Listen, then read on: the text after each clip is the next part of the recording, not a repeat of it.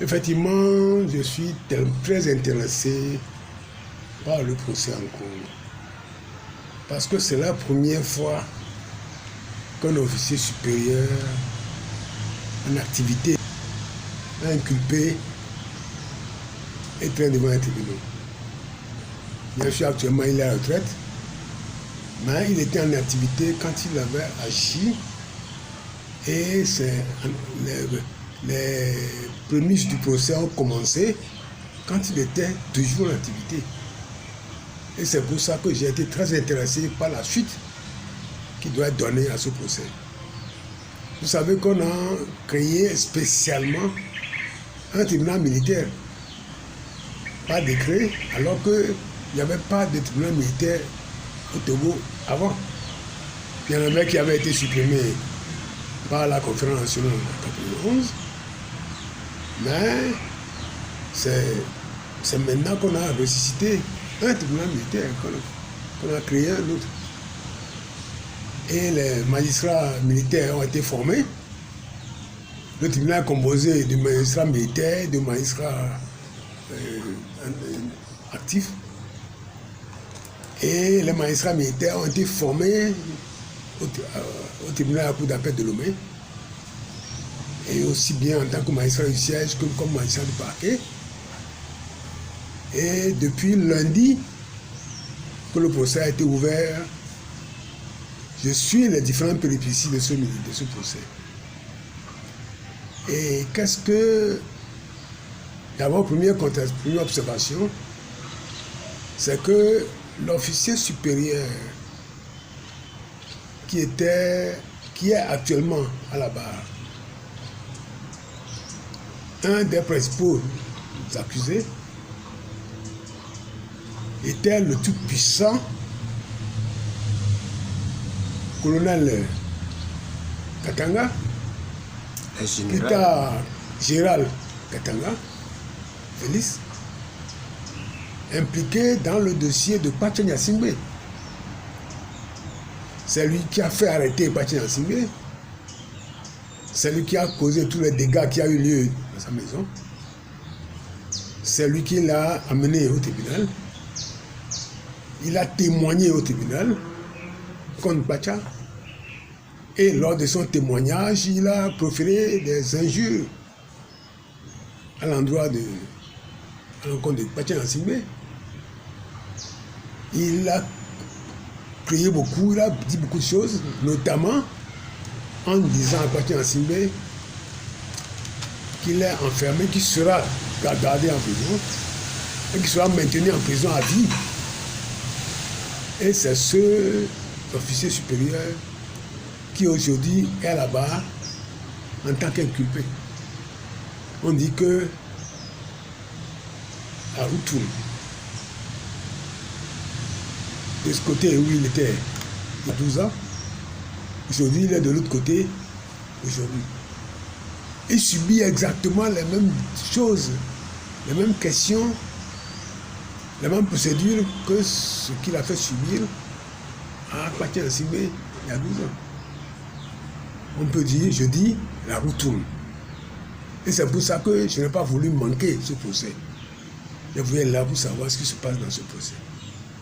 C'est pour ça que, comme observation, c'est ce que je peux faire. Et actuellement, ce procès, comment vous l'observez et comment le procès est en train d'être se fait? Oui, pour le déroulement du procès, il y a eu plusieurs chefs d'accusation. Premier chef d'accusation, d'inculpation, c'est l'assassinat du colonel Madjouba, et qui est donc la première infraction. Là, le tribunal a voulu emmener les investigations là-bas pour savoir qui a assassiné Madjouba. Je peux vous dire que moi, je suis resté sur ma soif. Ce procès a duré pratiquement de lundi à jeudi. Et même vendredi, on a eu à interroger de nouveau les internationaux. Mais à ce jour, le procès n'a pas dit exactement qui a tué Madjouba. J'ai su seulement pendant le procès qu'il y a eu des tracts qui ont été distribués chez les militaires et que ces tracts ont été confectionnés. Et c'est ce que j'ai retenu, hein, puisque celui qui a rédigé le tract a témoigné et il a bien dit que c'est lui qui a rédigé le tract, mais sous les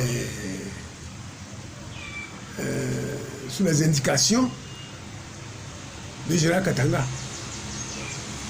Que c'est ce que le Général Katanga qui lui a dit ce qu'il faut écrire, mais c'est lui qui a composé, c'est lui qui a rédigé et c'est lui qui a tiré.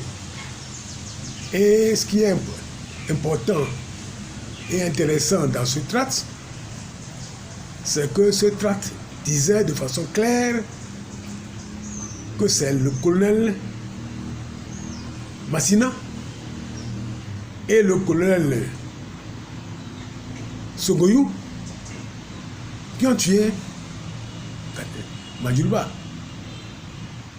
Mais le procès n'a jamais réussi de façon précise et sûre à dire si réellement ce qu'ils ont dit est vrai ou faux.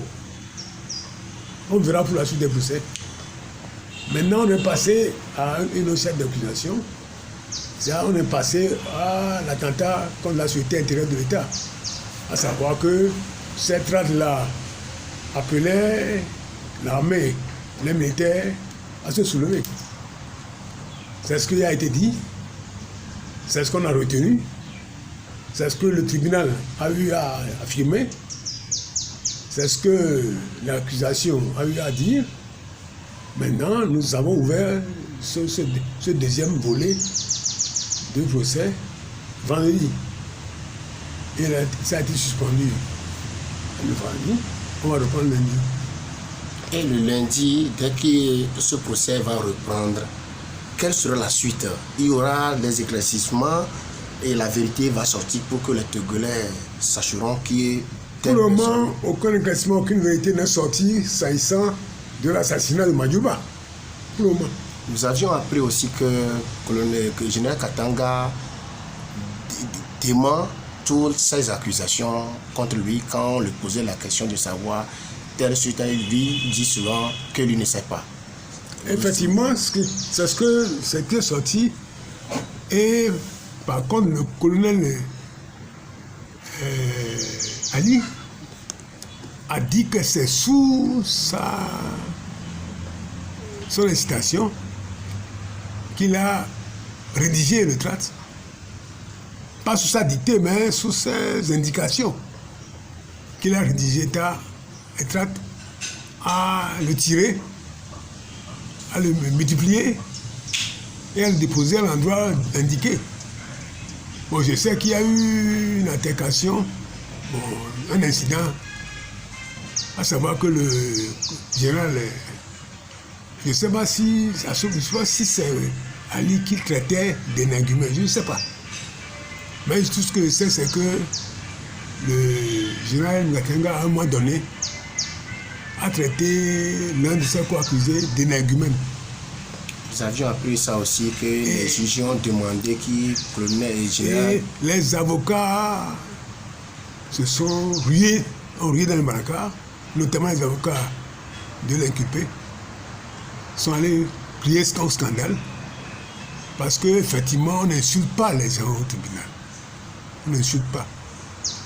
Et les avocats se sont rebellés, ont crié au scandale, ont demandé que le général retire ce qu'il a dit, présente des excuses, ce qui a été fait. Et le procès a pu continuer.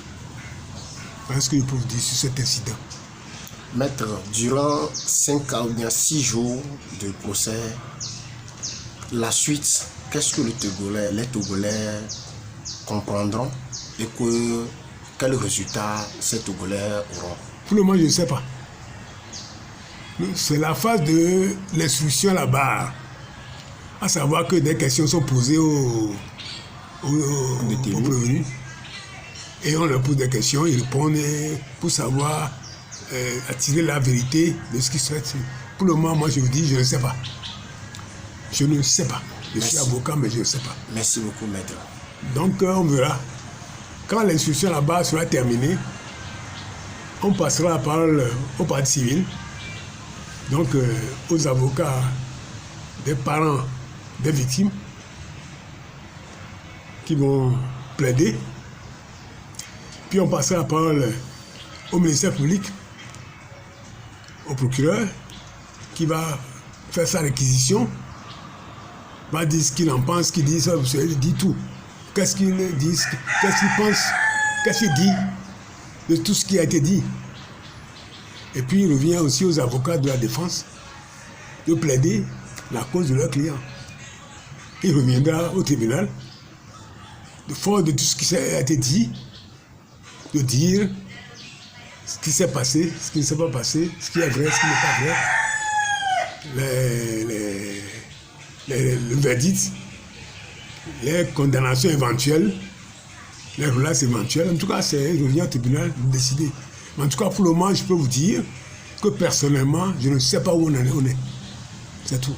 Merci beaucoup. Tout ce que je sais, tout ce qui est sûr, c'est qu'il y a eu des tracts. Et les tracts ont dit que c'est le colonel, que ce sont les colonels Massina et Sogoyou qui ont assassiné le colonel Nyamadjoulba. C'est ce que le tract dit.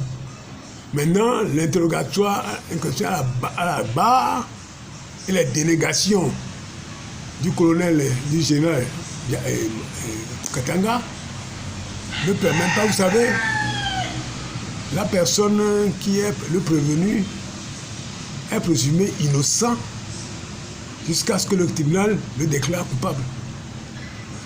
Pour le moment, avec tout ce qu'il dit, avec tout ce que les autres disent, il reviendra au tribunal d'apprécier, de savoir tirer le vrai des faux de tout ce qui a été dit et de décider des condamnations éventuelles. Voilà. Merci.